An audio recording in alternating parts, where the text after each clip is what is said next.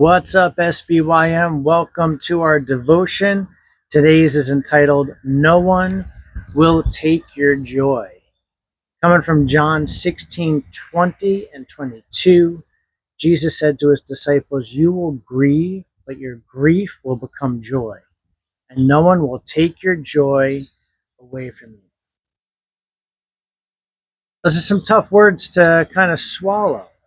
All of us tend to deal with some trying times. But take into consideration that this is all happening right before Jesus is going to be crucified. So Jesus is trying to encourage his followers to say, look, you're going to have grief, but ultimately that grief is going to switch to joy. We can look at it a couple of ways. Their grief because, their Savior has been crucified, but yet 3 days later, that grief turns to joy.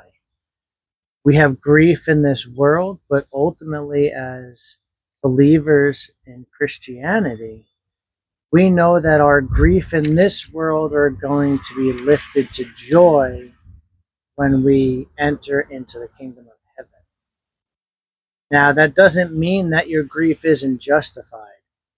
It just means that above that grief, there is joy to be had. And that goes for both young and old.